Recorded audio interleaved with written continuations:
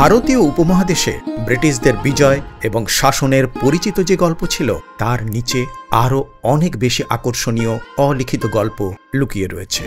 সেখানে ব্রিটিশ কল্পনার উপর সম্পন্ন হয়েছিল ভারতীয় বিজয়। 18 এবং 19 শতাব্দীর গোড়ার দিকে ভারতে আসা অনেক পশ্চিমী মানুষের ভারতের রীতিনীতি এমনকি ধর্ম গ্রহণ করা প্রায় সাধারণ ঘটনা ছিল। এইসব ইউরোপীয় মানুষদের বলা হয়েছে হোয়াইট মুঘল। কাজেই হোয়াইট মুঘল মুঘল বংশের কারো কথা নয়। ইতিহাসভিত্তিক রচনার জনপ্রিয় গ্রন্থাকার উইলিয়াম ডালরিম্পল তার হোয়াইট মুঘলস বইটিতে এই শব্দটি ব্যাপকভাবে ব্যবহার করেছেন। সেখানে বিস্তারিতভাবে অন্বেষণ করা হয়েছে সেরকম বেশ কিছু ঐতিহাসিক ঘটনার।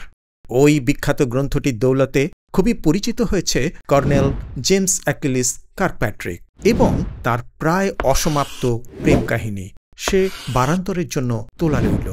আজ বরং সীমাবদ্ধ থাকি লেখকেরই তুলে আনা অন্যান্য সব হোয়াইট মুঘলসদের কথা, তাদের সংক্ষিপ্ত রূপরেখা।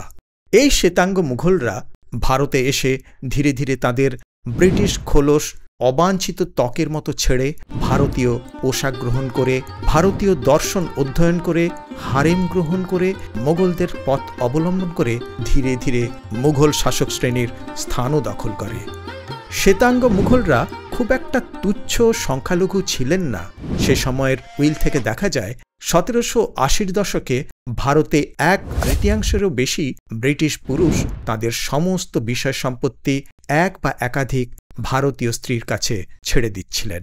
কার্কপ্যাট্রিকরা এমন এক পৃথিবীতে বাস করতেন আমরা যতটা ধারণা করতে পারি তারা ছিলেন তার চেয়ে অনেক বেশি সংকর, এবং জাতিগত, জাতীয় এবং ধর্মীয় সীমানা অনেক কম স্পষ্টভাবে সংজ্ঞায়িত ছিল।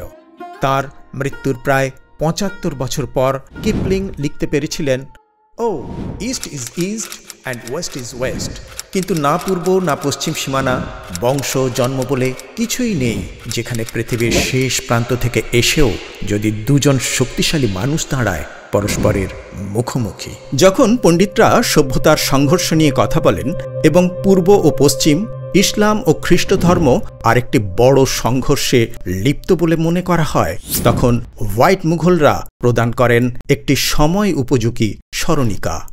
দুটি বিশ্বের মধ্যে পুনর্মিলন করা সত্যিই সম্ভব এবং সর্বদা সম্ভব ছিল।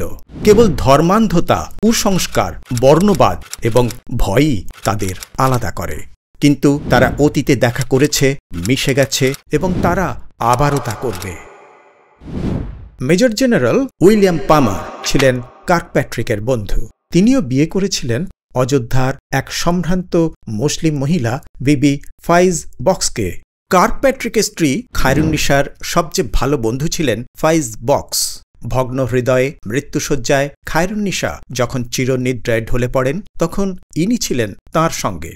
এই অসমাপ্ত চিত্রকর্মটি দীর্ঘদিন ধরে জোহান জোফানির শিল্পকর্ম বলে পরিচিত ছিল, কিন্তু 1970-এর দশকে নির্দেশ করা হয় এটি ফ্রান্সিসকো রুনালদির কাজ ছিল। প্রথম দিকের হোয়াইট মুঘলস ডাচম্যান কর্নেলিস ভ্যান্ডেন বুগার্তে। তিনি সবসময় ইউরোপিয়ান ফ্যাশন দুরস্ত লেটেস্ট পোশাক পরতেন, সেগুলি তৈরি করাতেন ভারতীয় কাপড় দিয়ে। জীবনযাপন ছিল মুঘল সম্ভ্রান্ত ব্যক্তিদের মতো। কলকাতার শহীদ মিনারের একসময় নাম ছিল অক্টারলোনি মনুমেন্ট, যার নামে তিনি ছিলেন স্যার ডেভিড অক্টারলোনি। তার সামরিক প্রতিভার জোরেই ব্রিটিশরা নেপাল যুদ্ধে জয়লাভ করেছিল। অনেক সাফল্যের সঙ্গে সঙ্গে তিনি ছিলেন রঙিন মজাদার মানুষও। তার 13 জন ভারতীয় স্ত্রী। প্রতি সন্ধ্যায় তারা স্বামীর পিছনে পিছনে মিছিলের মতো দিল্লি ঘুরে বেড়াতেন। প্রত্যেকেই চড়ে থাকতেন তাদের নিজস্ব হাতির পিঠে। Charles Stuart, Hindu Stuart. Charles স্টুয়ার্টও ইস্ট ইন্ডিয়া কোম্পানির ভারতে নিযুক্ত সেনাবাহিনীর অফিসার ছিলেন। তিনি ভারতের হিন্দু সংস্কৃতিকে আন্তরিকতার সঙ্গে ভালোবেসে হিন্দু ধর্মের চিরন্তন আচার আচরণ, রীতিনীতি অত্যন্ত নিষ্ঠার সঙ্গে পালন করেছেন আজীবন। সে কারণেই তিনি হিন্দু স্টুয়ার্ট নামে পরিচিত হন। তার সমাধি আছে সাউথ পার্ক স্ট্রিটের গোরস্থানে। তার উপাস্য দেবতা গোপাল বিগ্রহের সঙ্গে তাকে সমাধিস্থ করা হয়। তার ওপর নির্মিত হয় হিন্দু মন্দিরের আদলে এক স্মৃতিসৌধ।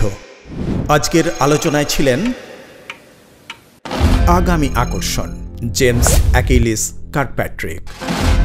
সাম্রাজ্যের প্রচলিত সীমানা ভাঙা একটি প্রেমের গল্প, সত্য ঘটনা অবলম্বনে।